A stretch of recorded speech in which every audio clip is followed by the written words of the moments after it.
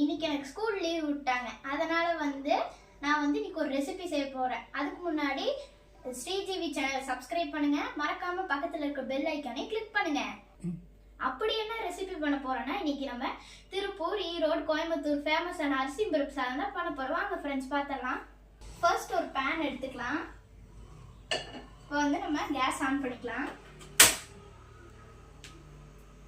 இப்போ அரிசி பருப்பு சாதத்துக்கு இந்த மாதிரி கோகோனட் ஆயில் தான் நல்லா இருக்கும். அதனால நம்ம அந்த ஆயிலே யூஸ் பண்ணிக்கலாம். கரெக்டாக 1.5 டீஸ்பூன் ஊற்றுங்க.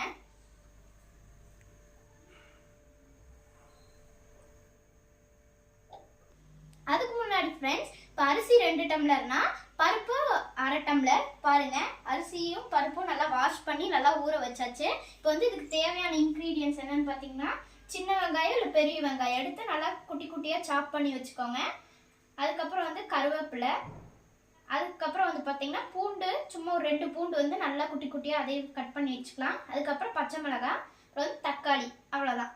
இப்போ எண்ணெய் நல்லா காஞ்சிருச்சு. இப்போ நம்ம கடுகு போட்டுடலாம். கடுகு பார்த்தீங்கன்னா 1 டீஸ்பூன் போடுங்க. எண்ணெய் காஞ்சதுக்கப்புறம் போட்டிங்கன்னா நல்லா பொரிஞ்சிடும். இப்போ கடுகு பொரிஞ்சிருச்சு ஃப்ரெண்ட்ஸ். இப்போ அடுத்து நம்ம என்னென்ன போடணும்னா, பச்சை மிளகாய், கருவேப்பிலை, பூண்டு, வெங்காயம் எல்லாத்தையும் சேர்த்திடலாம். வெங்காயம் போடும் போதே ஃப்ரெண்ட்ஸ் லைட்டாக சால்ட் போட்டுக்கலாம். அப்புறம் இது கிட்ஸ் ஏதாவது செய்கிறீங்கன்னா பார்த்து செய்யுங்க. இந்த வெங்காயம் பச்சை மிளகாலாம் போடும்போது ரொம்ப தெரிக்கும். எனக்கே லைட்டாக கையில் தெரிச்சிருச்சு. இப்போ சால்ட் பார்த்தீங்கன்னா கரெக்டாக 1 டீஸ்பூன் போட்டுக்கலாம். சால்ட் போட்டிங்கன்னா தான் இந்த வெங்காயம் பச்சை மிளகாய் எல்லாம் கிறிஸ்பியாக நல்லா வணங்கும். நம்ம நல்லா மிக்ஸ் பண்ணிக்கலாம்.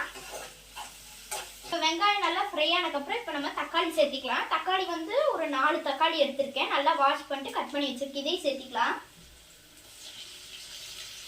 இப்போ இதையும் நல்லா மிக்ஸ் பண்ணிக்கலாம்.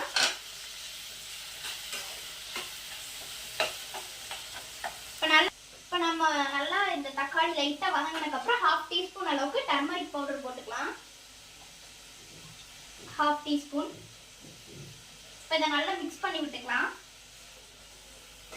நிறைய பேருக்கு பார்த்தீங்கன்னா காரமாக இருந்தால் பிடிக்கும். இப்போ லைட்டாக உங்களுக்கு வேணா காரமாக மிளகாத்தூள் போட்டுக்கலாம். எனக்கும் காரம் ரொம்ப பிடிக்கனால ஒரு 1/2 டீஸ்பூன் காரத்துக்கு மிளகாத்தூள் சேர்த்திக்கிறேன். இப்போ இதையும் நல்லா மிக்ஸ் பண்ணிக்கலாம். இப்போ நல்லா வணங்கினதுக்கப்புறம் லைட்டாக பெருங்காயத்தூள் போட்டுக்கலாம். ஒரு 1/4 டீஸ்பூன் போட்டாலே போதும். இப்போ இந்த கிரேவியை ஃபுல்லாக நம்ம குக்கரில் ஆட் பண்ணிக்கலாம்.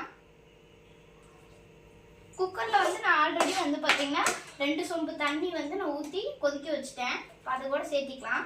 இப்போ நல்லா அதை போட்டு நல்லா மிக்ஸ் பண்ணி விட்டதுக்கப்புறம் சால்ட்டு நம்ம வெங்காயம் வதக்கும்போது போட்டோம். சப்போஸ் அது உங்களுக்கு பத்தலைன்னா போட்டுக்கோங்க, இல்லாட்டி அப்படியே மிக்ஸ் பண்ணி விட்டு. இப்போ அடுத்து அரிசியும் பருப்பும் பார்த்தீங்கன்னா நல்லா வாஷ் பண்ணியாச்சு. இப்போ இதை சேர்த்திக்கலாம். இப்போ அவ்வளோதான், அரிசி போட்டு நல்லா மிக்ஸ் பண்ணியாச்சு. இப்போ நம்ம மூடி போட்டு விசில் வச்சுட்டு 2 விசில் விட்டு நம்மளோட அரிசி பருப்பு ரெடி.